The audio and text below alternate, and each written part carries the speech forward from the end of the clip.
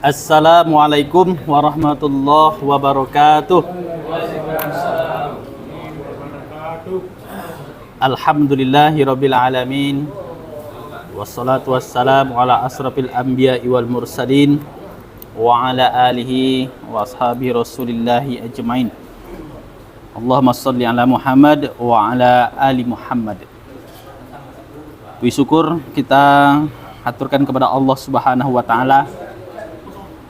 Sampai pada pagi hari ini kita masih diberikan kesempatan kesehatan sehingga kita bisa melangkahkan kaki, mengaitkan tangan kita ke tempat kita yang mulia ini, ke sekretariat kita, untuk insya Allah seperti biasa kita akan bedah materi yang sebentar lagi akan kita mulai. Kemudian Allahumma sholli ala Muhammad wa ala ali Muhammad. Senantiasa pula kita hadiahkan kepada baginda Rasulullah SAW. Mudah-mudahan salawat ini menjadi bagian dari usaha kita untuk mendapatkan syafaat nantinya.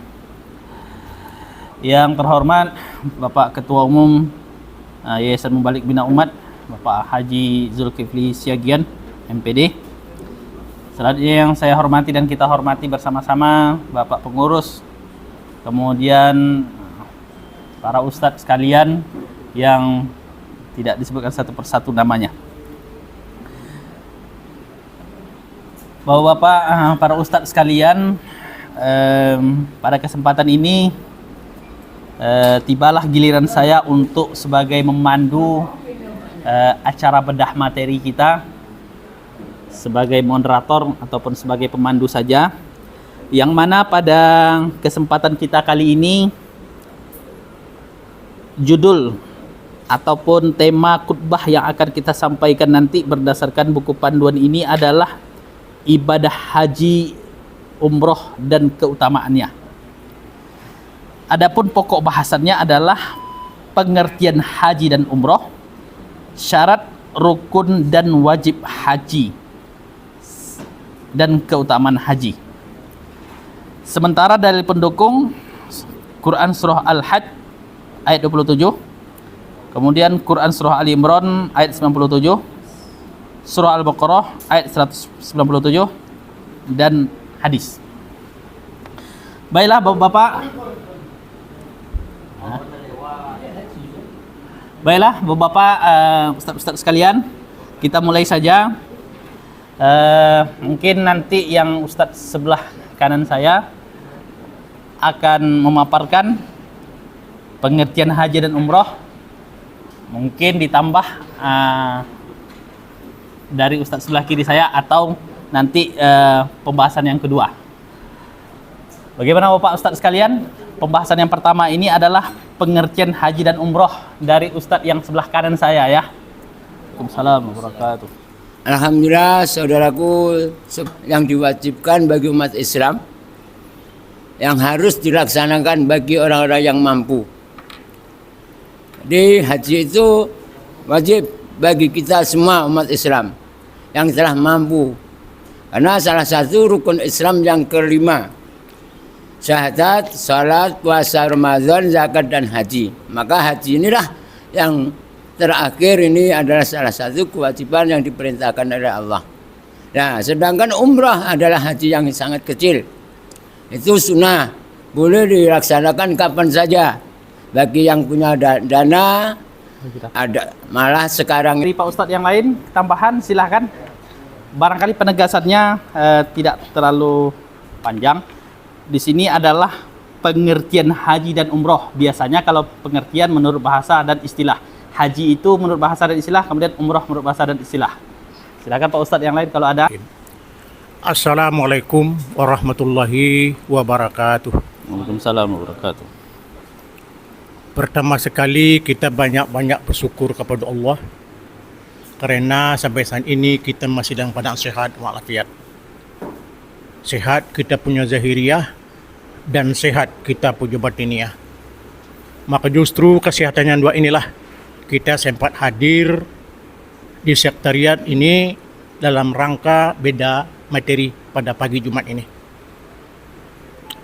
Kemudian dari itu salawat ataupun beriring salam tidak lupa-lupanya dan tidak bosan-bosannya kita kirimkan kepada junjungan besar Nabi kita Muhammad sallallahu alaihi wasallam selaku pedoman dan acuan dalam hidup dan kehidupan kita.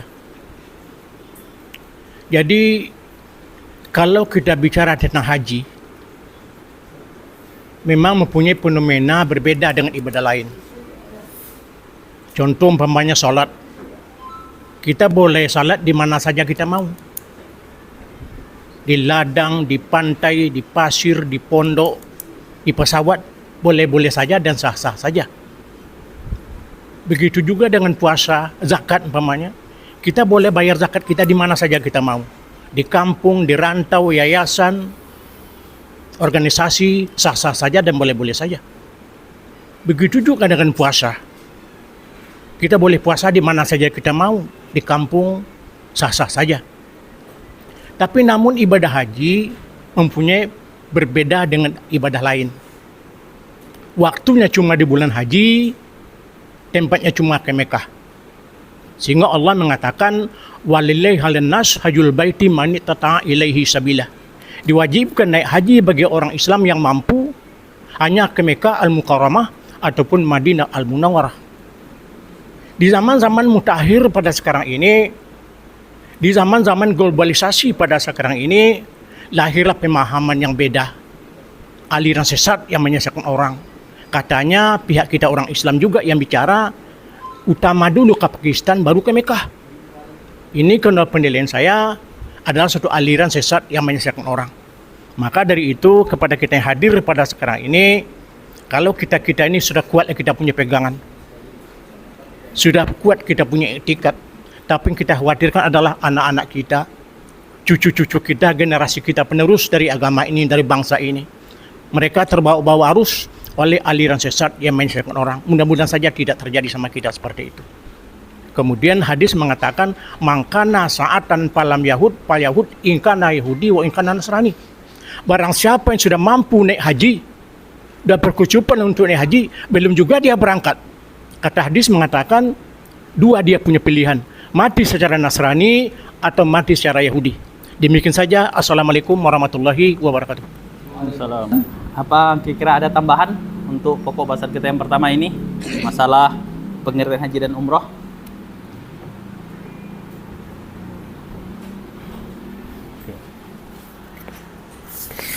Wabarakatuh. Waalaikumsalam warahmatullahi. Bapak-bapak, para asatidz yang dirahmati Allah Subhanahu wa taala. Pertama, kita tidak lupa untuk pendahuluan. Apa kira-kira pendahuluan yang bisa kita angkat atau bisa kita kemukakan?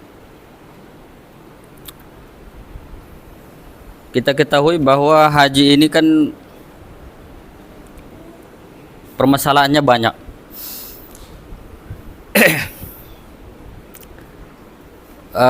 Bisa dikatakan haji ini permasalahannya sangat ruwet, sangat sangat susah, sangat sulit. Meskipun pemerintah sudah memberikan solusi-solusi, tetapi masalah-masalah haji ini tetap tidak terselesaikan. Tapi mungkin ini sunatullah. Pertama, salah satu permasalahannya terjadinya antrian panjang. Kalau kita daftar sekarang, baru 30 tahun ke depan baru bisa kita berangkat.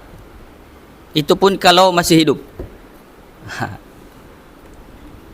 Kalau usia bapak-bapak 60 tahun sekarang, daftar sekarang, 30 tahun yang akan datang baru berangkat.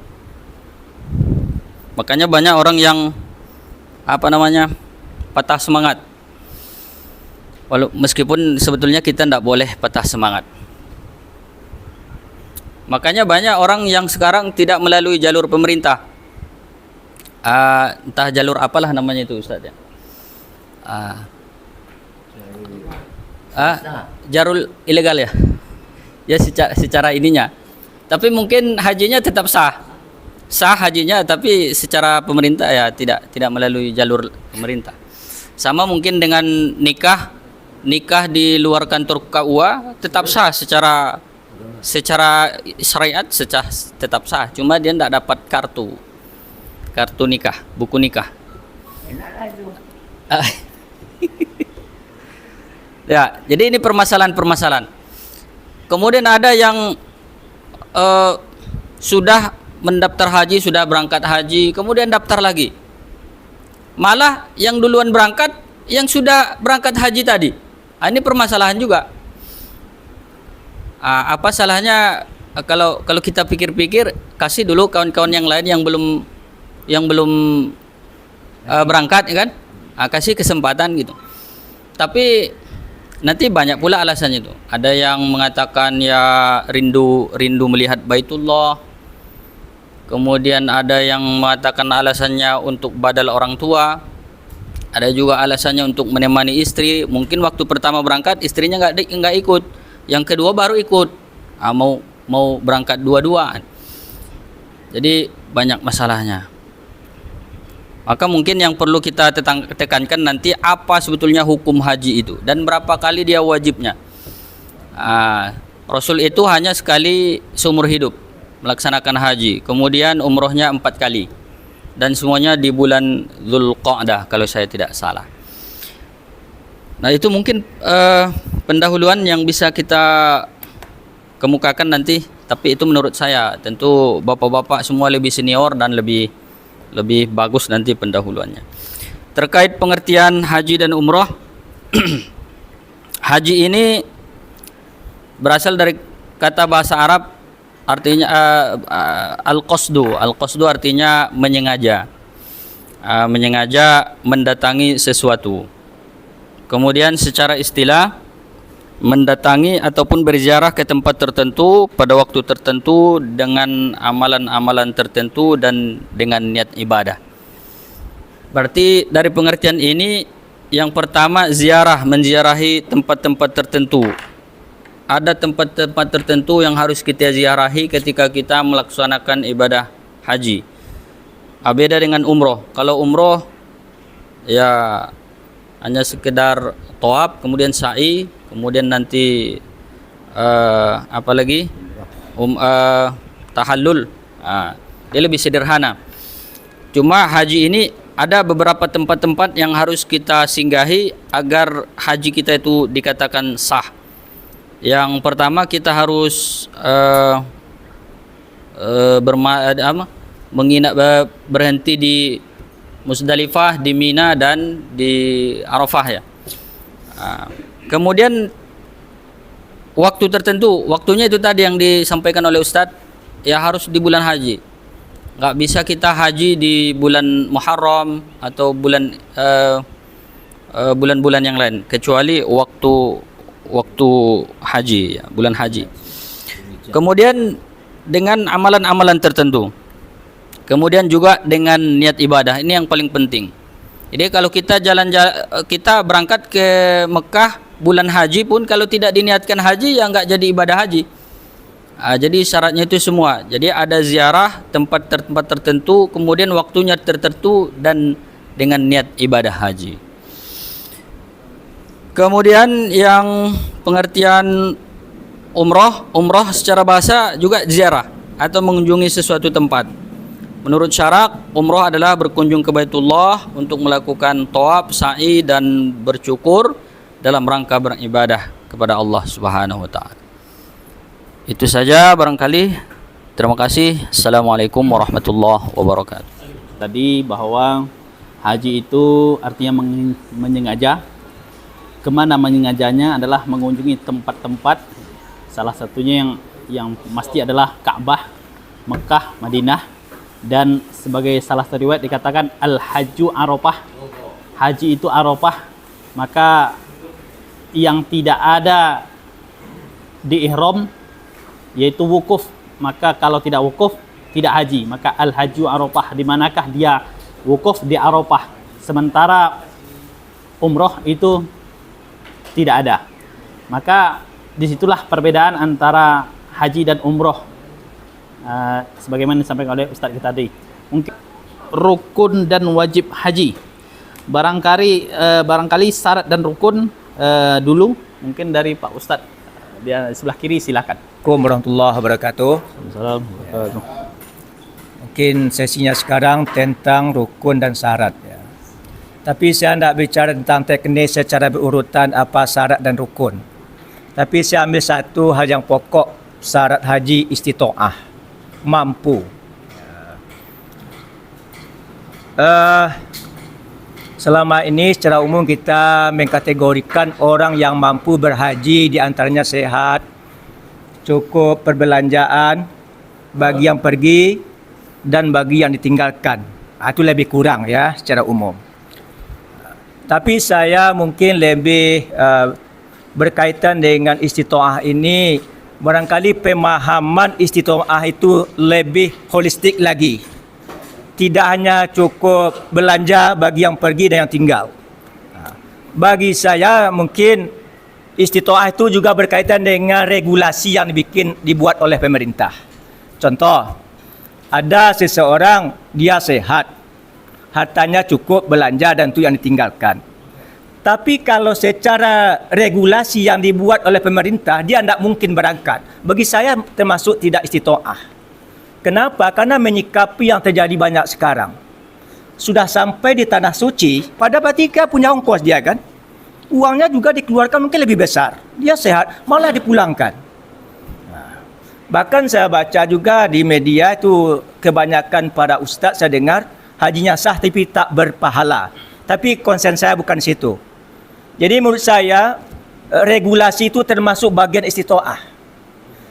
Kita sehat, perbelanjaan ada. Kalau secara regulasi kita tidak mungkinkan, berarti kita tidak istitoah. Itu apa dipaksakan?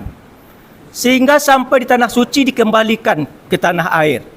Ya, tenaganya habis, waktunya juga habis, biayanya juga mungkin lebih besar. Bahkan saya sampaikan tadi, menurut para ulama yang banyak kita baca itu, hajinya sah tapi tak berpahala. Tapi sebetulnya konsen saya bukan situ. Jadi menurut saya poinnya, regulasi itu termasuk istitoah. Kalau secara aturan, regulasi yang dibuat oleh pemerintah tidak memungkinkan pergi, tak usah kita paksakan. Berarti kita tidak istitoah. Kecuali kita bisa berjalan kaki. Ya kan, dekat di Mekah barangkali, tidak masalah. Ini kita begitu jauh dari tanah suci.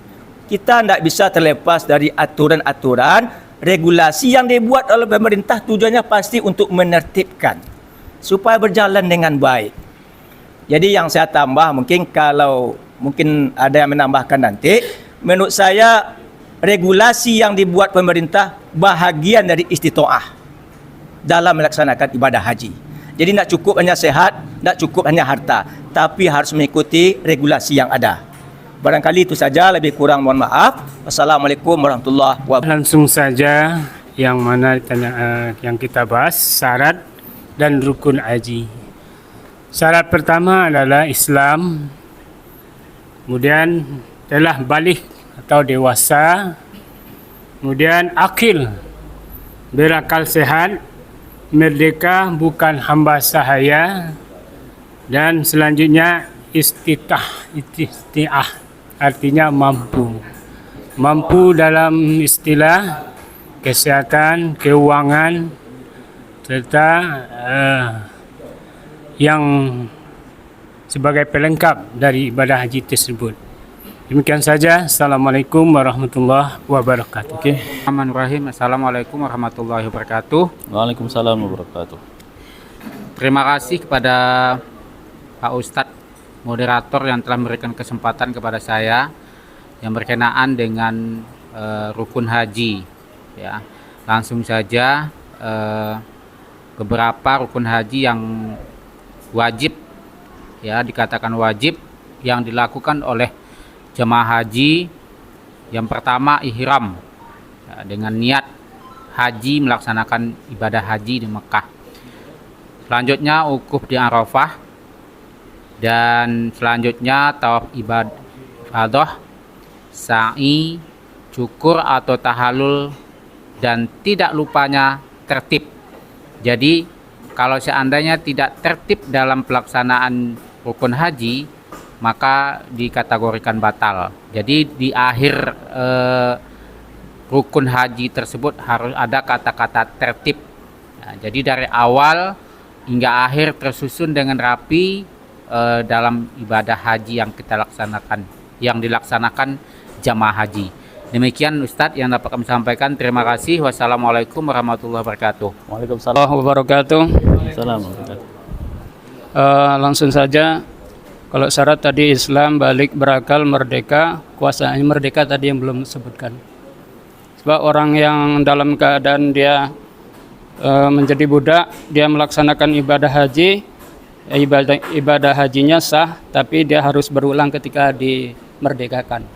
Wajibnya kalau sudah dia merdeka. Itu yang pertama. Yang kedua, mengenai rukun tadi sudah disebutkan: ihram, wukuf, tawaf, sa'i, tahallul, tertib. Wajib haji, ini yang perlu kita sampaikan juga. Amalan-amalan yang wajib dikerjakan ketika haji tapi tidak menentukan sahnya haji.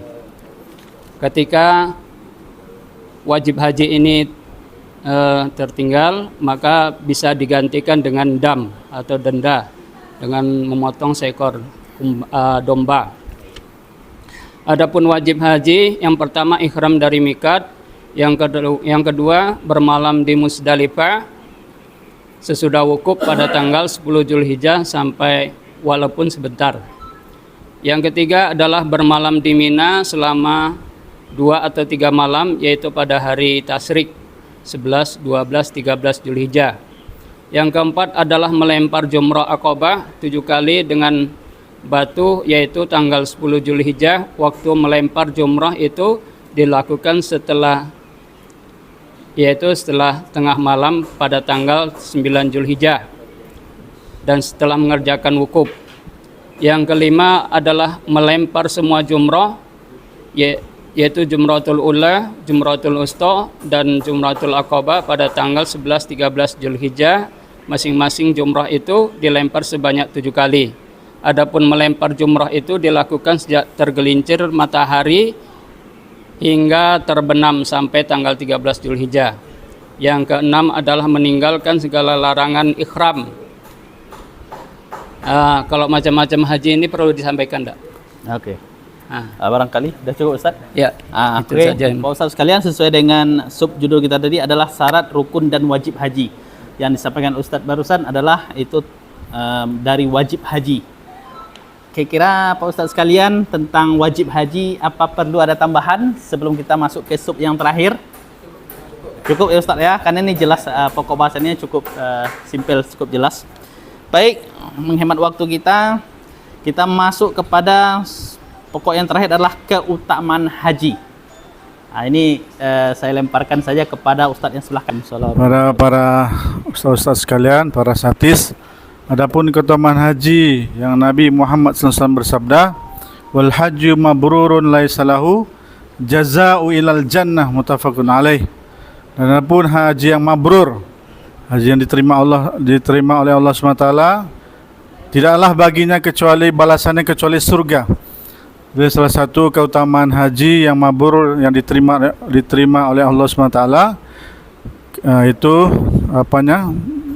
balasannya kecuali surganya Allah SWT. Ada juga kalam ulama, harta yang kita gunakan untuk haji pasti Allah SWT akan ganti di dunia ini, dan Allah beri balasan di dunia dan di akhirat. Jadi harta yang kita gunakan untuk haji, Allah ganti harta itu. Ketika kita masih hidup, Allah akan ganti harta yang kita gunakan untuk haji, dan Allah akan berikan pahala di dunia dan akhirat. Itu dulu. Assalamualaikum warahmatullahi wabarakatuh. Mungkin perlu ada tambahan juga Pak Ustadz, silakan, karena keutamaan haji masih ada rasanya. Silakan.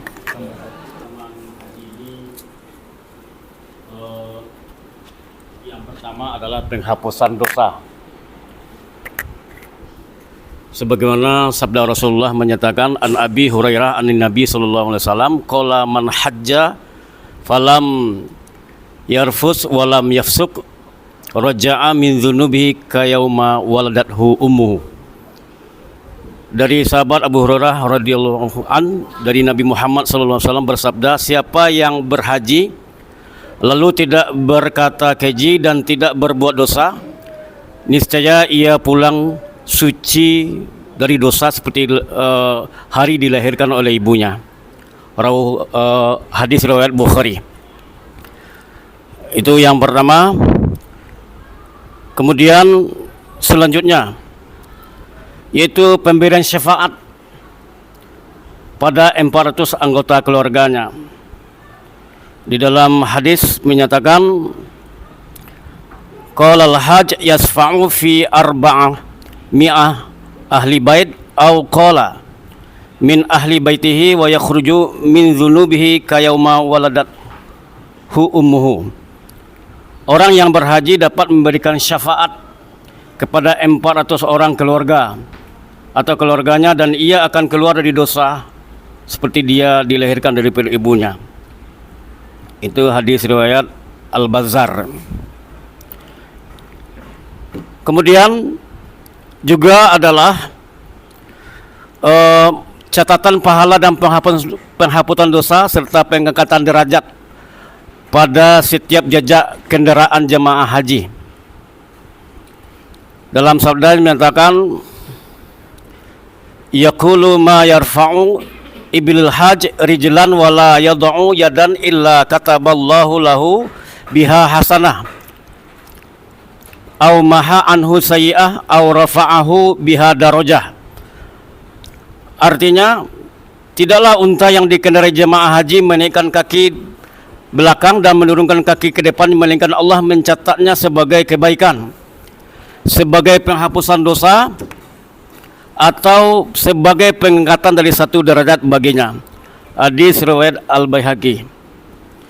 Kemudian orang yang pergi haji itu adalah tamu Allah dan doanya diijabah oleh Allah. Dalam sabda menyatakan qala Rasulullah al-hujjad wal ummar wafdullahi azza wa jalla da'ahum fa'jabuhu wa sa'aluhu fa'atahum. Artinya jamaah haji dan umrah adalah tamu Allah. Allah memanggil mereka, lalu mereka memenuhi panggilannya dan mereka minta kepada Allah. Allah memberikan permintaan mereka atau Allah mengijabah doanya. Nah, itu dari keutamaan dari haji itu. Sekian, terima kasih. Assalamualaikum warahmatullahi wabarakatuh. Baik, dari sub pembahasan pertama sampai pada sub bahasan terakhir, yaitu keutamaan haji yang barusan disampaikan Ustadz kita tadi. Ada tambahan dari Ustadz yang lain, silahkan. Kalau tidak ada, mungkin kita serahkan kepada Pak Ketua Umum kita. Kalau ada, silakan Pak Ustadz. Kemudian mendapatkan syafaat sampai 400 anggota keluarganya. Kemudian surga dijanjikan bagi haji mabrur. Ini sebagai riwayat al-hajju mabrur laisa lahu jaza ilal jannah. Kemudian merupakan sebagai tamu Allah Subhanahu wa taala. Dan seperti yang disampaikan Ustadz kita yang tadi adalah pada hari Arafah itu Allah membebaskan. Baik, Pak Ustadz sekalian, apa cukup pembahasan kita tentang haji dan umroh? Ya, silakan. Kita sampaikan itu sebagai penyempurnaannya kepada